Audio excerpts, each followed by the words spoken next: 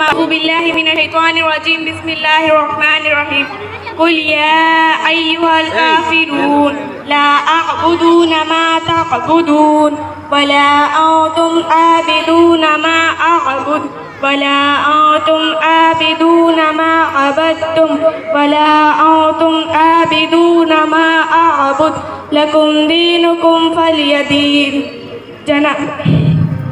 जनाब आला सदर मजलिस, आलिम हाफिज जी, स्टूडेंट और प्रोग्राम में शिरकत फरमाए मेहमान, आप सबको अस्सलामु अलैकुम व रहमतुल्लाहि व बरकातुहू। जनाब आला, जिस आयत पर मैंने तिलावत करने का शर्फ हासिल किया है, दरअसल वो हकीकत इस दुनिया में इंसानों के आने का मकसद देती है।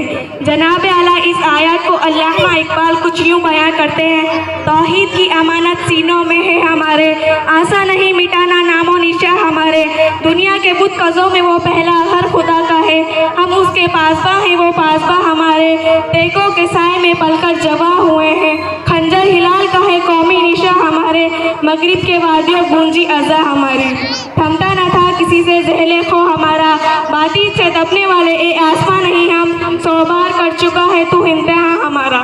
जनाब आला, आज अगर हम हिंदुस्तान के हालातों पर नज़र डालें तो हम शर्मिंदा होने पर मजबूर हो जाएंगे, लेकिन सवाल ये है कि क्या ये हालात पहले से ही ऐसे थे?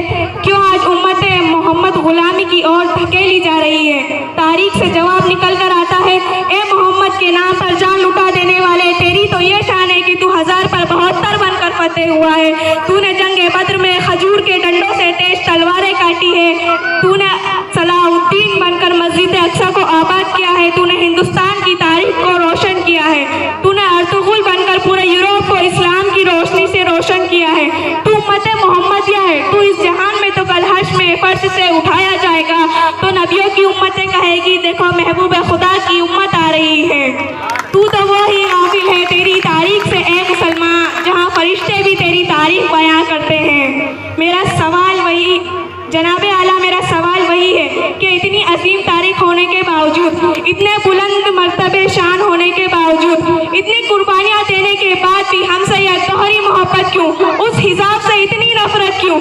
आज क्यों मस्जिदों की अज़ानें कानों में चुभने लगी? आज हमारी बच्चियों के जुल्म पर इतनी खुशियाँ क्यों? आज हमारे लिए अलग कानून क्यों?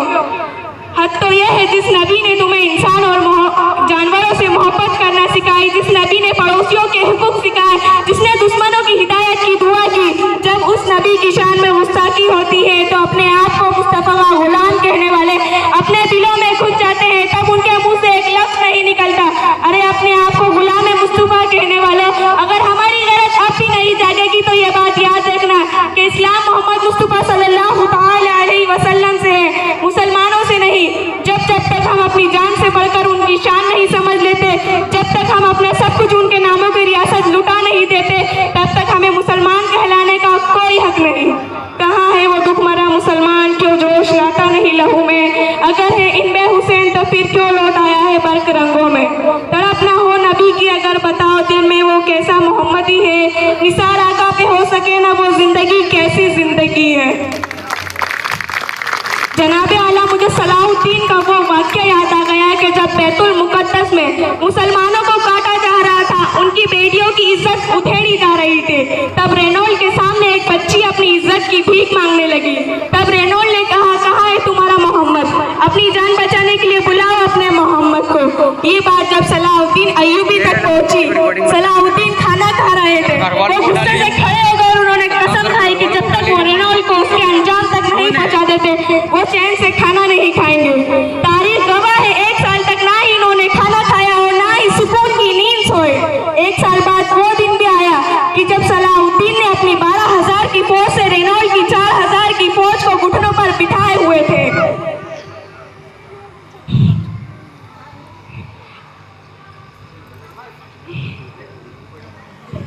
जब रेनॉल्ड की बारी आई, सलाहुद्दीन ने अपनी तलवार निकाली और रेनॉल्ड की छाती पर पैर रखकर कहा, ओ कुत्ते, तूने कहा था ना बुलाओ अपने मोहम्मद को, ये देख मोहम्मद अरबी ने अपना गुलाम भेज दिया है। नबी की तौहीन पर भी जो खामोश रहा वो मुसलमान नहीं, जो कल्बो जाना फिदा वो कल्बो जा नहीं। जहाँ पर को बताते जफर, मेरा अकीदा यही है, निसार आका पे हो सके ना वो जिंदगी कैसी जिंदगी है। जनाब आला, आज हमारे इस हालात की असली वजह हम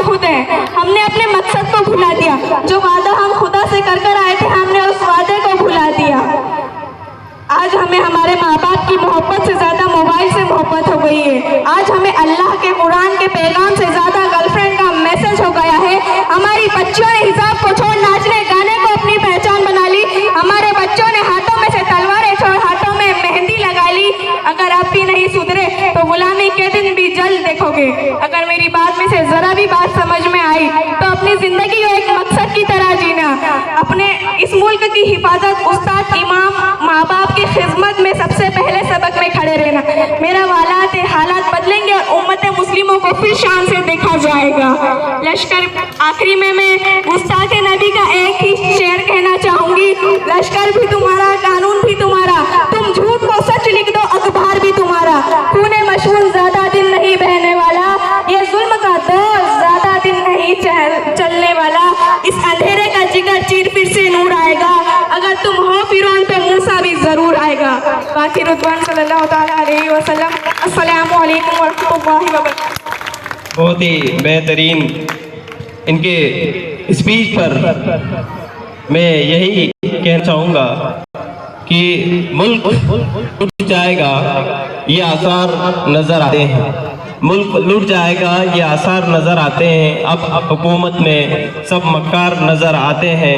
मुल्क की आज़ादी में लुटा दी जाने हमने, और अंग्रेज़ों से माफ़ी मांगने वाले हमें गद्दार, और हमें अंग्रेज़ों से माफ़ी मांगने वाले कहते हैं कि ये हमें गद्दार नज़र आते हैं।